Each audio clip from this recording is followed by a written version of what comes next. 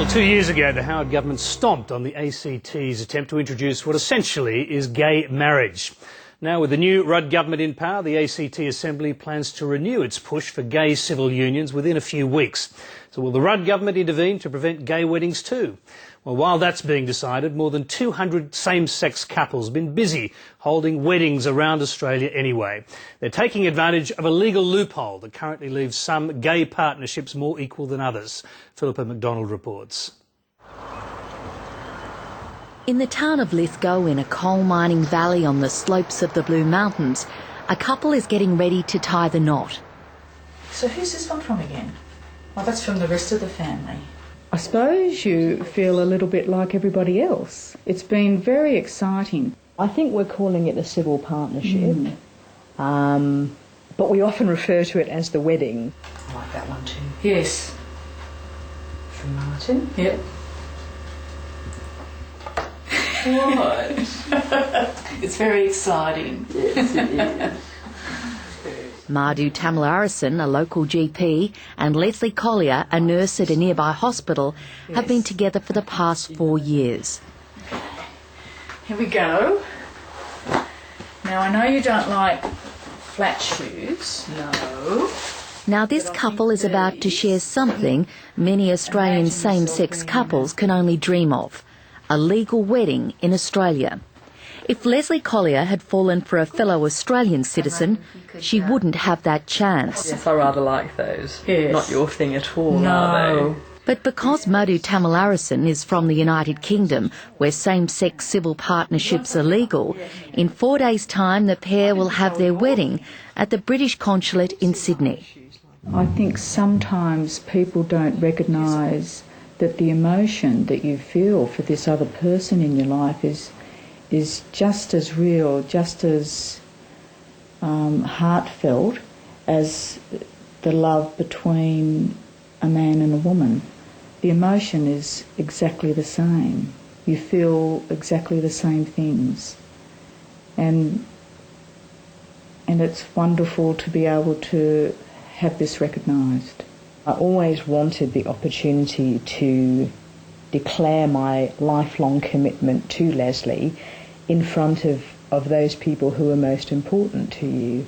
And I think for me that's very much what the day is about. The financial and the legal aspects are a nice bonus. Hello, everybody. I don't believe... It's not just the couple that are excited by the prospect of a ceremony to mark their relationship. Family and friends have come to celebrate, some flying in from the UK. I have, yes. I wouldn't miss it for the world.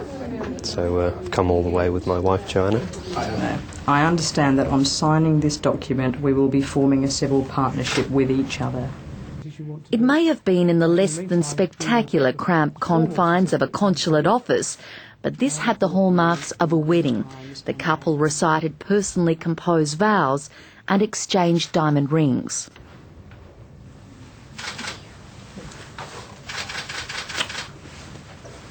In a little over 2 years that it's been available, more than 200 same-sex couples have taken advantage of the British laws and have had what amounts to a wedding in Australia. Thank you. All formally done and dusted. Thank you very much. Congratulations. Thank you. Long life and happiness. Thank you very much. And most of all, I'd like to propose a toast to the blushing brides. But the civil partnership which they've registered here in Sydney is only recognised in Britain. What some see as gay marriage is not an option in Australia. Come on. And that's a source of enormous disappointment to Aggie van der Bosch and Marga van der Wright, who are both Australian citizens and who've been together for more than 20 years. That brings it home, I guess, to us now that Leslie and Madhu, my friends, are able to legitimise their union in this way in Australia,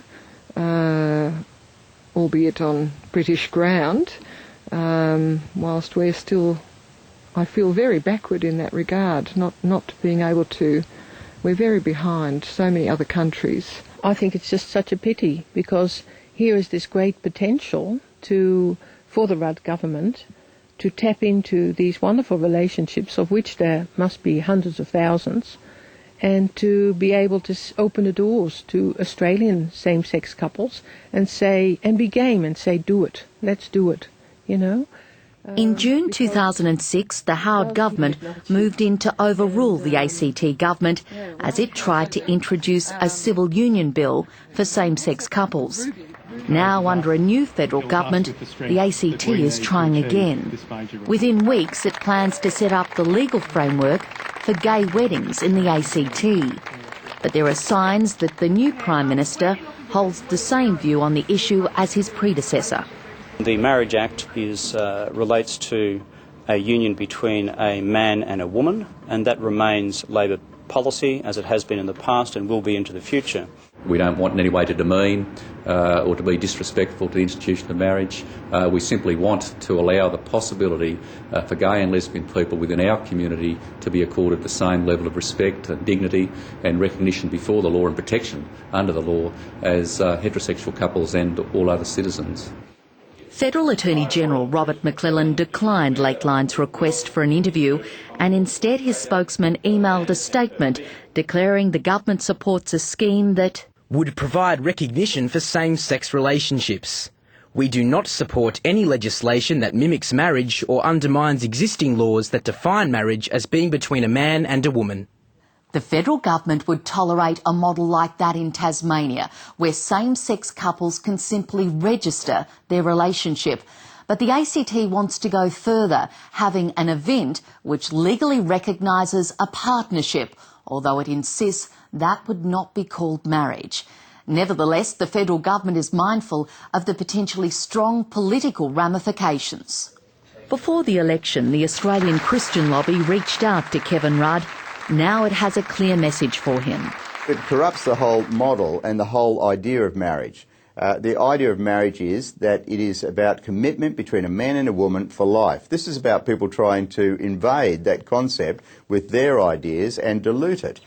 The Australian Christian rights lobby is right behind the federal government's stated opposition to gay marriage, and it's encouraging the Rudd government to overturn the ACT's law, just as the Howard government did. Our experience is that where homosexuals are given marriage, for instance, as in Holland, that the average length or duration of those relationships have been 18 months between two gay men.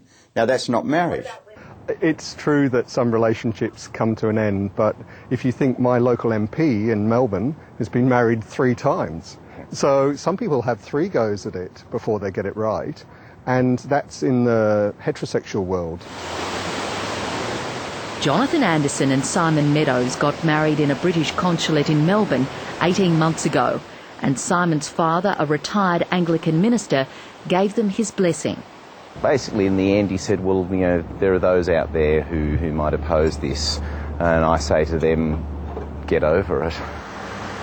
The ACT Chief Minister and the Federal Attorney General are set to hold further negotiations on the issue of civil unions on Friday. Philippa MacDonald, Lateline. Well, now to our guest. Jim Wallace is the head of the Australian Christian Lobby, and he's joined in our Canberra studio by the leader of the Australian Greens, Senator Bob Brown. Thanks to both of you for being there. Thanks, Tony. Jim Wallace, let's start with you. You just saw those 2 women have what is effectively a wedding ceremony in Australia. Do you really think their union is going to undermine Australian marriage?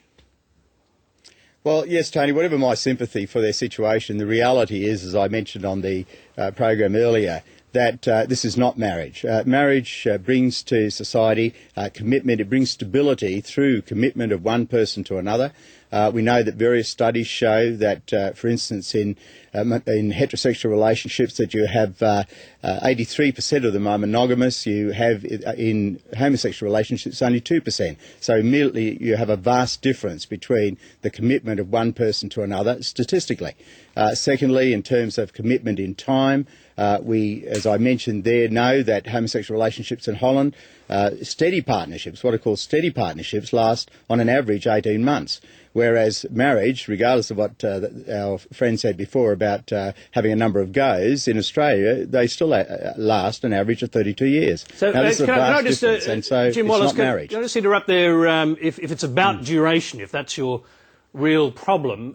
We saw also two women who'd like to get married who've been together for 20 years. I mean, do you bend the rules for people who've been together for a long time?